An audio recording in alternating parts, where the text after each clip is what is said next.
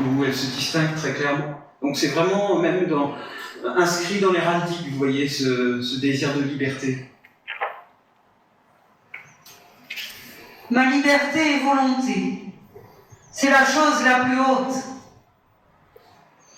Liberté vers laquelle je puisse orienter mon existence. Il me faut une règle qui efface toutes les autres pour évacuer toute la tristesse, l'impuissance, les échecs, les renoncements. Mon petit malheur particulier, qui est immense. Mon petit malheur, qui est un bonheur par défaut. Je déteste ces entraves que je me suis données. Tunnel attentionnel du scrolling, damnation d'un watch infini parmi les sous-produits médiatiques, la fluidité asociale des réseaux, toutes ces nourritures que je ne choisis pas, qui me choisissent plus sûrement parce que je suis influençable dans mes alienations.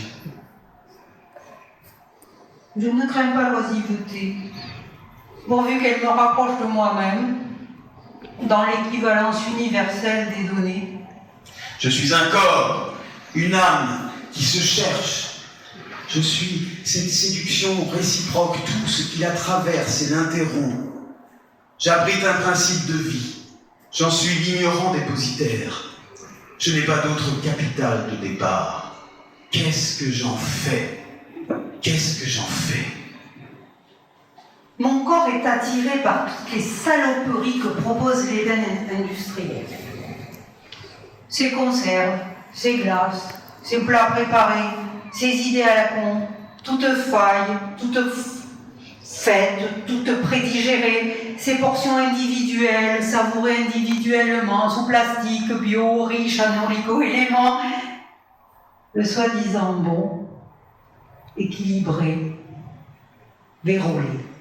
D'inconditionnel, ces prédicateurs de fitness qui rivalisent en sensualité homo-érotique, détaillant leur vigueur musculaire, les apprentis du populisme, de la charcuterie esthétique, les experts en électrification de pyramides. C'est une addiction sous larmes, un lent pourrissement de l'intérieur. Je fais subir à mon âme une violence en tout point égale à celle que j'inflige à mon corps. Je la prive des nourritures intellectuelles qui lui permettraient de s'affranchir de ce flux pestilentiel d'approximation, mêlant le vrai au faux, dissimulant source, enracinement, process, ancrage de la pensée disparaissante.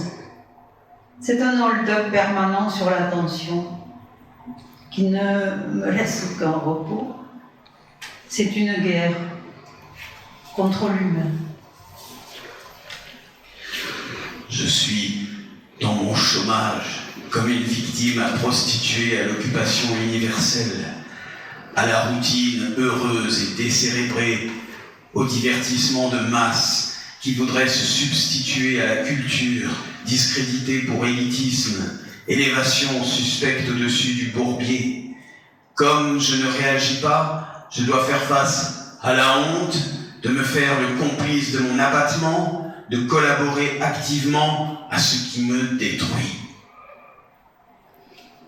Je peux sans fin trouver des causes extérieures à mon malheur, à ma déprime, n'ayant pas compris que je suis au commencement et à la fin de toute chose.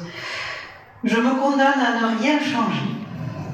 Il faudra passer par le silence si cruellement absent des zones fréquentées, sauf peut-être en temps de confinement pour faire l'expérience des retrouvailles avec moi-même, seul, sans injonction intérieure ni extérieure. Il s'agit de trouver mon rythme, ma vision, mon chemin dans cette succession de paysages qui traversent ma vie, construire mon être en auteur de moi-même, plutôt qu'en personnage. C'était le sens du credo moderne que les artistes avaient en partage avec les dandys, faire de sa vie une œuvre d'art. Il ne s'agissait pas de mettre en scène la vacuité de l'existence dans un vertige d'apparence sans fond, comme le font les dieux et les déesses de l'influence sur Instagram, On pourrait aujourd'hui élargir la formule, en faire de sa vie la vie tout simplement, non pas celle qu'on subit, préfabriquée, normée avec ses petites habitudes, ses automatismes, ses captivités, ses reproductions aveugles et sourdes. Il faut en premier lieu exprimer un désir. Et s'y tenir.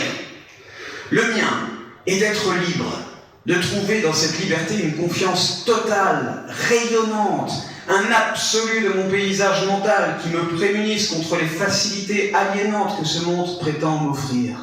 Ma liberté est mon seul paysage. Je vais être responsable de tout, et ce qui est la meilleure manière de ne plus craindre de vivre. Me voilà donc face à la nécessité de passer à l'action. Je dois reconstituer mon pôle d'énergie en force, confiance, volonté, rigueur. Ce n'est pas un donné de la naissance, il faut grandir, libérer l'action, la puissance d'action, devenir créateur de soi, appeler la volonté, l'exercer jour après jour sur de petites choses, vaincre toutes les addictions comme des blessures, de la détermination. Il faut soigner cela, il faut soigner cela. Il faut que tout procède d'un « je veux », je décide pour moi-même, qui n'est pas ce caractère bêtement impérial, mais entre en intelligence avec les autres et la vie, sans jamais les tenir pour de pure extériorité. Ne plus rien faire.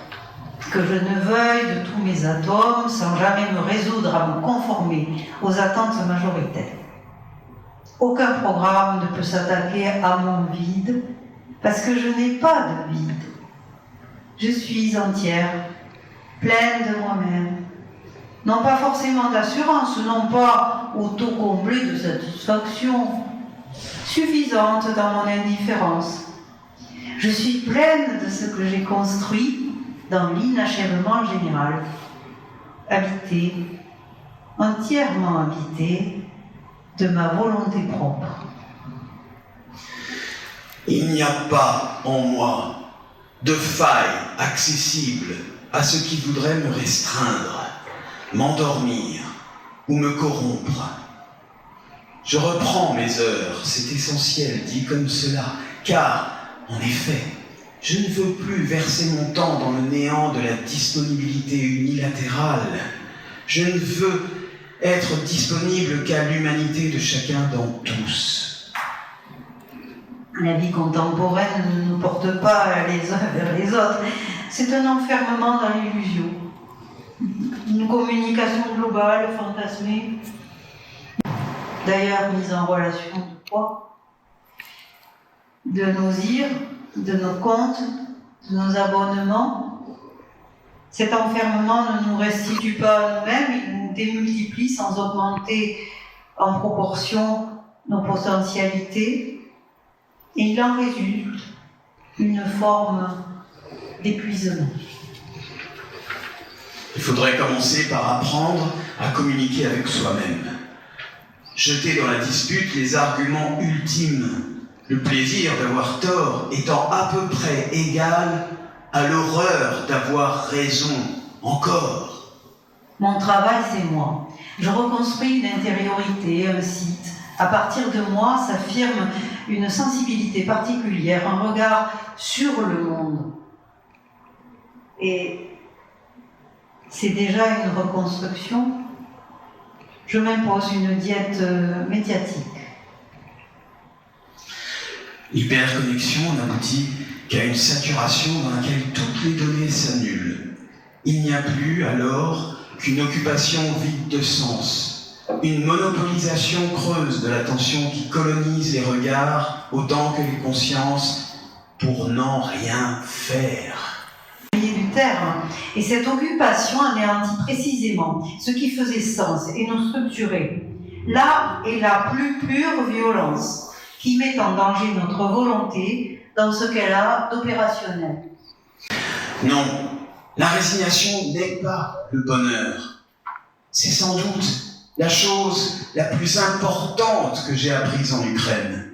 Il n'y a pas la liberté, il y a la volonté d'être libre et de le rester.